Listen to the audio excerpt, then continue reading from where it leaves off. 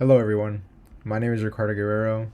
Today, I'll be going more in depth on a great design monument in which can represent the Yazidi population and their struggles during the genocide in 2014.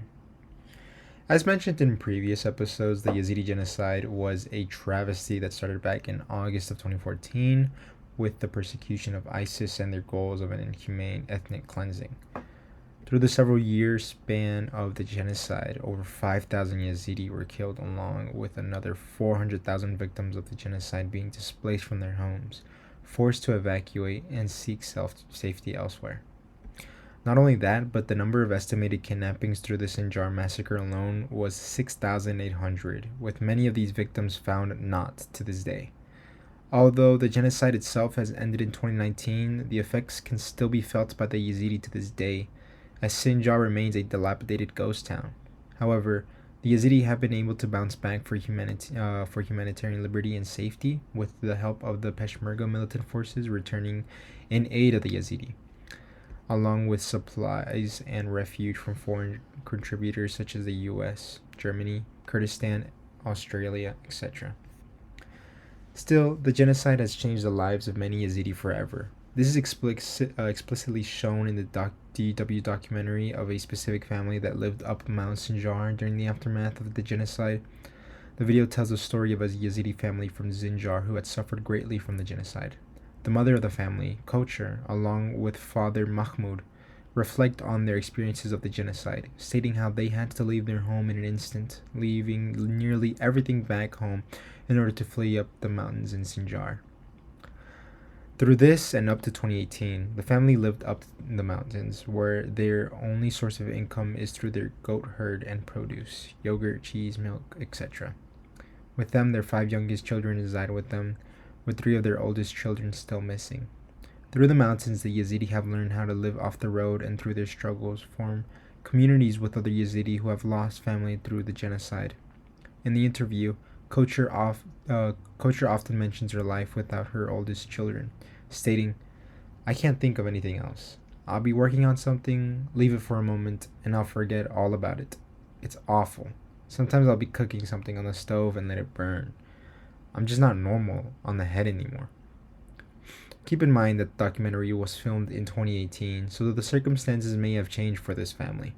However, one thing is for sure, and that is once they rediscover their children, they will no longer be living in Iraq, as Kocher states that she has suffered through too much and to hope to go somewhere else. The circumstances of the family are still reflected in many Yazidis today, hoping to find their loved ones who were lost amidst the chaos in order for the country to feel more inclusive. Wait, sorry. In order for the country to feel more inclusive about their citizens and demographic, something must be done in order to respect and recognize the Yazidi as an accepted people and not victims. Not only that, but respect to those who have fallen in the genocide must be shown in order for the Yazidi to feel that they are taken seriously from the Iraqi government. For this, a monument in which not only encapsulates the culture of the Yazidi, but also shows prospects for their future and recovery is a great way in order to show respect for the Yazidi people. The memorial I'd like to pitch today is a monument that depicts a Yazidi girl who is holding candles and paraffin lamps. This is because one of the common Yazidi traditions is the Yazidi New Year. This is also known as Red Wednesday, which marks a new era of fertility and nature, which I hope to encapsulate in the monument through its depiction.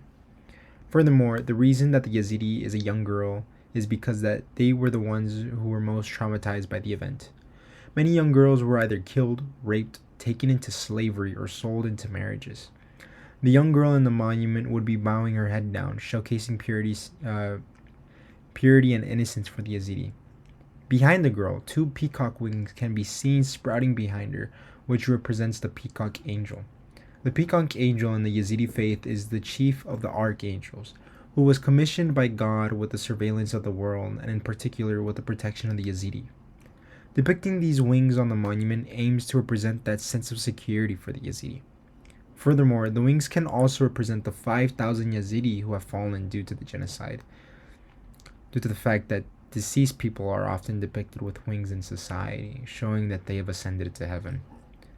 This monument shall reside not in Sinjar, but in Baghdad, Iraq, where the people who need to see it can see it, since Baghdad serves as the capital for the country, It is best placed for which the Yazidi can be recognized by those who are familiar with who they are as a people. Finally, the monument shall be inscribed partly by the speech that began the humanitarian movement for the Yazidi, which was the speech given by Viandakil days after the beginning of the genocide. Viandakil is the sole Yazidi of the Iraqi parliament who made great strides in saving the lives of her own people by making the info about the genocide readily known in foreign affairs, and often risking her own life to personally help the Yazidi through her own endeavors. The speech given by Viandakil serves to be especially important, and that it marks the moment when the U.S. began to take notice of the Yazidi, going to war with ISIS days after the speech. In the monument, the inscription shall state, "Please, brothers, away from political disputes. We want humanitarian solidarity. I speak in the name of humanity. Save us, save us." The inscription shall then give statistics on the genocide, such as how many victims were murdered, how many victims were raped, and how many victims still remain missing up to the day of the monument, along with the state of Sinjar in the aftermath. With this inscription, a simple message is read and understood, along with giving recognition to one of the great humanitarians who aided in the efforts for Yazidi. As a whole, I hope with this monument that the Yazidi gain peace and confidence in the government of Iraq, knowing that they would be taken seriously if so chosen to continue residing in the country.